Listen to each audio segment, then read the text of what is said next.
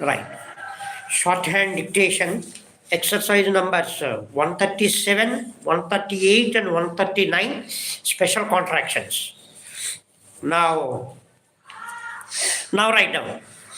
In this age, when we hear such unsympathetic remarks about the decadence of sport, it is very satisfactory to find so many Englishmen taking a fairly sympathetic interest in the university boat race, the premier English sporting event, and it is questionable whether any other event in the past times of the world touches so universally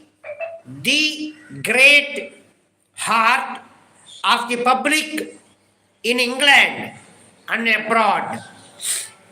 All classes of society take a very keen interest in the race before the day of the event, and it is this universality that unquestionably shows that the race is associated with nothing objectionable.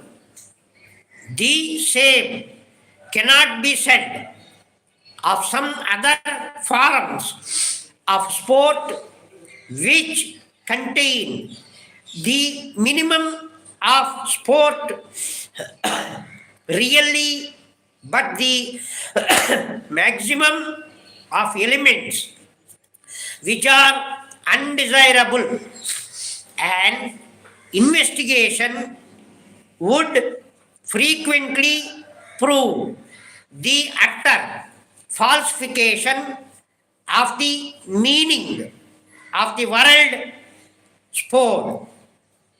If the newspaper is an index of public interest, then surely all must acknowledge that the training of the two crews is a matter of interest to Englishmen throughout the universe.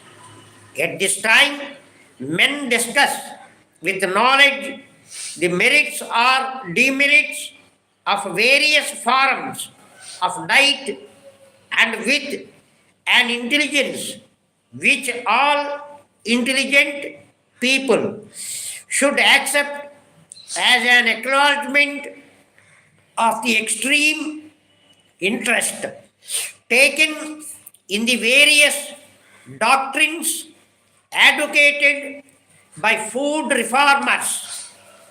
One who arbitrates is called an arbitrator, and there is a growing tendency to submit all disputes to arbitration by a third party. Such decision would frequently save the disputants from being arbitrary and harsh towards one another, whereinsoever amends may be made.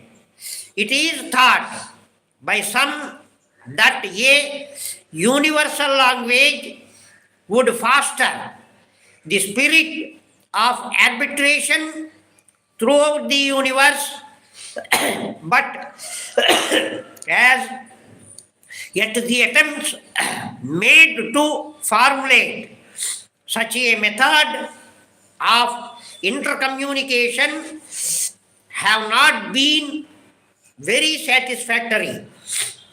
There can be no doubt that telegraphic communications by telegram and wireless work for the cause of peace The investigation by the parliamentary committee was universally acknowledged to be justified, and although the falsification of the reports was established, there were many unsympathetic remarks reflecting adversely on the supposed failings of members of the legislature by influential and uninfluential newspapers.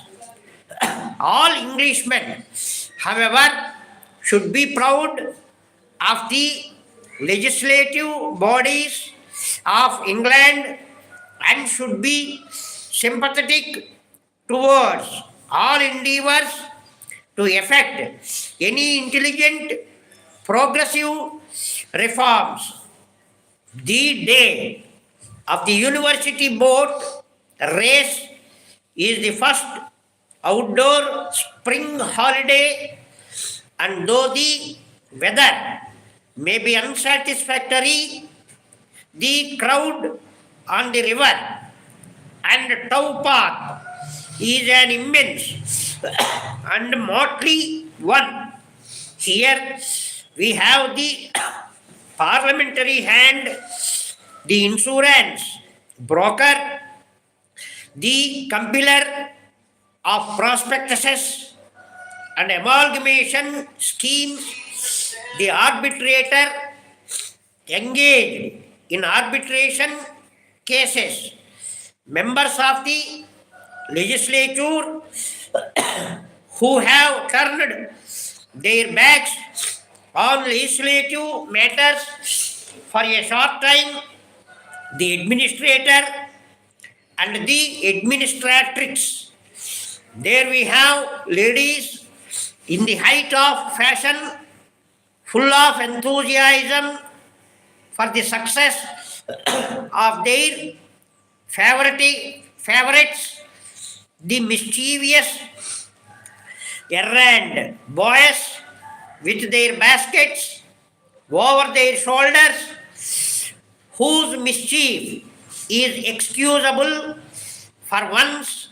Indeed, all sports and conditions of influential and uninfluential persons, each of whom has probably decided his or her choice in a most arbitrary manner. The newspaper reporter is there with his pencil and book, jotting down any matters of moment in the characters which delight the hearts of all Pygmalites. The result of the race is sent by telegraphic communication, both telegram and cable, to all parts of the globe. Undoubtedly, people think more of the manner of winning than of the prize at stake, and thus the boat race exemplifies the saying of the most lovable of all Scotsmen, Robert Louis Stevenson, who wrote, "Our business in this world is not to succeed, but to continue to fail in good spirits."